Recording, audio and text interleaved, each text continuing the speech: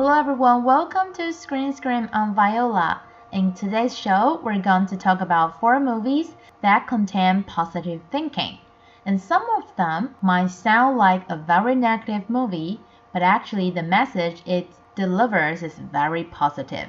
And what is special is that the 2 new movies we're going to talk about today are not from Hollywood. So let's listen to the first new movie we're going to talk about today. The Worst Person in the World. Faced with the dreaded existential cul-de-sac and the prospect of a neat and entirely predictable life devoid of surprises, Julie finds herself with her back to the wall, forced to settle down. And somehow, pushing 30 doesn't make things easier. So to find meaning and purpose in life, Julie embarks on a long, challenging 12-chapter journey of love and enlightenment, hoping for the best, little by little as she puts her dormant talents to good use. Julie flirts with other men, throws herself into a new relationship, and gains new skills and experiences. After all, the burden of choice is not the problem. It is the quintessential factor that defines who we are as a person. It shows our character to the world. Da fikser vi alt det andre. Ja, jeg elsker det. Men jeg elsker det ikke. The first new movie we're going to talk about today is a cross-country cooperation between Norway, France, Sweden, Denmark, and the United States. It's directed by the director of Oslo 31st August, Håkon Trier. I'm not sure if my pronunciation is correct because the director is from Denmark, and the leading actress is the same one in Oslo 31st August, Renate Reinsve. Also, I'm not sure if that's correct. I did look for it, tried to mimic the pronunciation, but it's not English, so if my pronunciation is wrong, please bear with me. This is the last film of director's Oslo trilogy. It asks the audience, when you own every possibility in your life, but you still think you're the worst person in the world, then what do you do? The leading actress got Best Actress with this movie at Cannes Film Festival. And if you paid attention to the nomination of the Oscars, The Worst Person in the World is nominated as one of the Best International Films nominees. We learned from the introduction that the protagonist is going to be 30. It's still pretty young, but she thinks that she already wastes too much talent. Even her boyfriend, who wants to get married with her, suffers from the consequence. Her boyfriend is a very successful comic designer who's many years older than her. She dumps her boyfriend and jumps into a new relationship, hoping that it can bring some new changes for her. The Worst Person in the World is a movie about modern love. I would say it's both a tragedy and a comedy. It is magical, but at the same time, it's also realistic. And you will be able to see how the director tells a story about maturity, retrospection, and changes. It's also a relief to this life. So although the name of the movie seems negative, it actually talks about something positive and maybe inspires us in our life. Now it's time for our second new movie. What did you eat yesterday? Shiro Kakei lives with his boyfriend Kenji Yabuki. Shiro works as an attorney and cooks well. He is meticulous and also thrifty. Kenji is a hairdresser with a good personality. The second new movie we're going to talk about today is a Japanese movie. It sounds very cute. It's about Shiro Kakei and his boyfriend Kenji. It's based on the original manga, one of the most popular stories in episode 8. And this story is what happens after the TV series. So if you are a fan of the TV series, this movie version is definitely for you.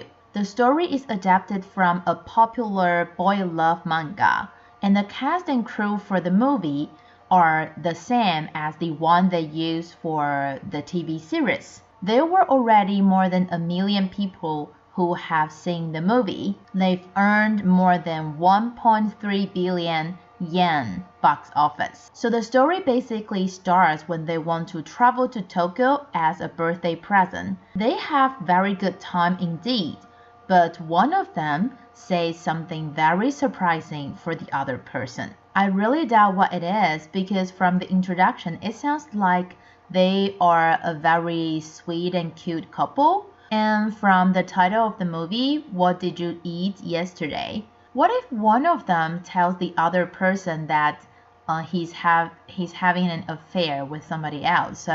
So what he ate yesterday was not something so pleasant for the other to hear. This is just my guess, but it sounds too dark. If you look at the poster of this movie, it looks very warm and positive. I personally am not a fan of boy love, but just from looking at the poster, I really want to watch this movie because I can feel their happiness. And that's exactly what the actors felt when they were filming. They said that the opening of the movie is the same as the one when they filmed the TV series that they filmed themselves. And also they took pictures together.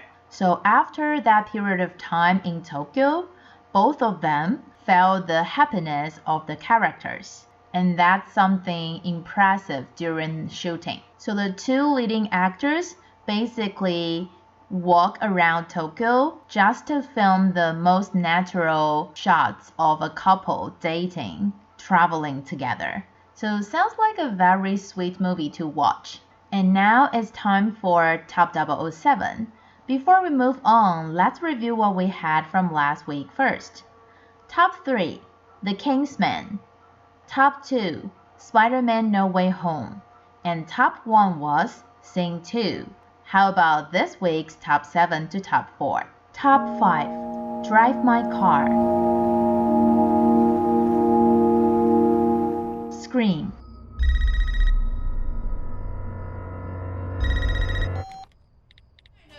Top 4, My Best Friend's Breakfast. 那送你早餐的人，你要继续聊他哦。靠你喽！你不给我 line， 我只好一直。Spider-Man No Way Home. We started getting some visitors. Well, we have some changes on the chart this week. Drive My Car, the new movie I introduced last week, is on the chart. Scream, My Best Friend's Breakfast, and Spider-Man are old friends. But Spider-Man No Way Home is not one of the top 3 anymore. And since we're going to talk about something positive today, I'd like to talk about My Best Friend's Breakfast a little bit more. Remember I complained about this movie the 2 past weeks? Today I want to tell you what I love the most about this movie. The movie's about my best friend's breakfast, so there's definitely breakfast inside. I don't know about you, but I love breakfast.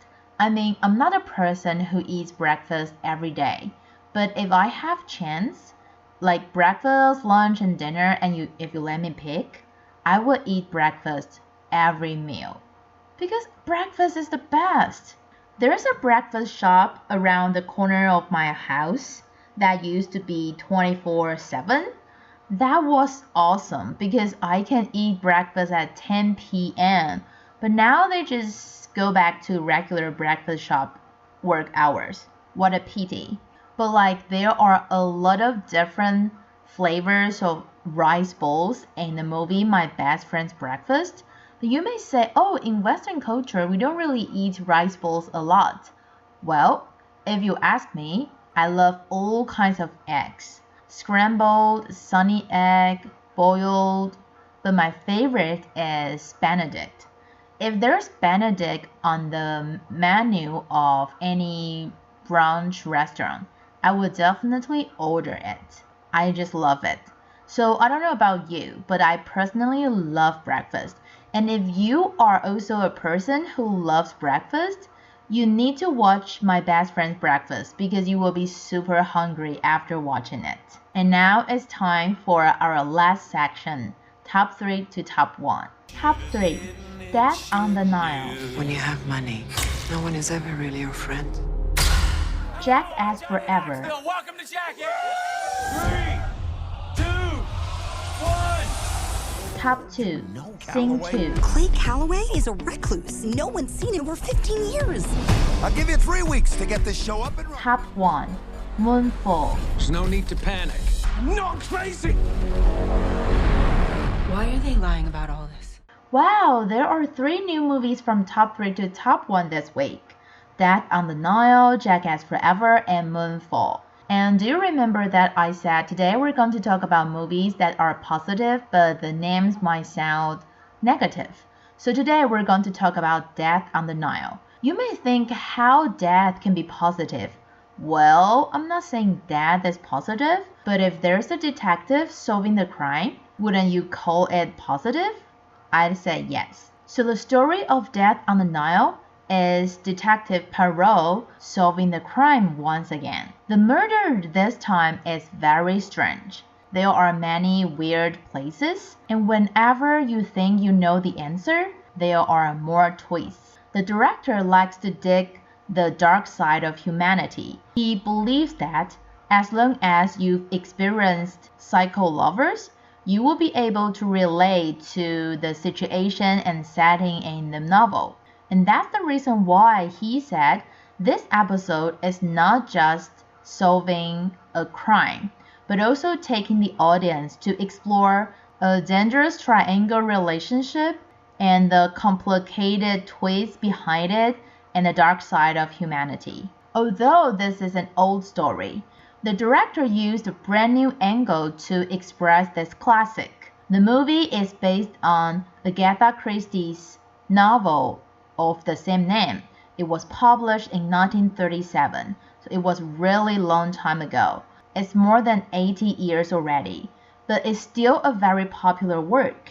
And even after so many years, how the author describes the criminal committing crimes and how the author depicts the characters still attract book lovers for generations. Actually, Death on the Nile was adapted into a film in 1978. So you can say that this is a reboot this time. And the director promised it's going to be a very unsettling, very dark, and at the same time, very sexual movie. I don't know why it's going to be sexual. Maybe they're going to show the triangle relationship, but I really don't know.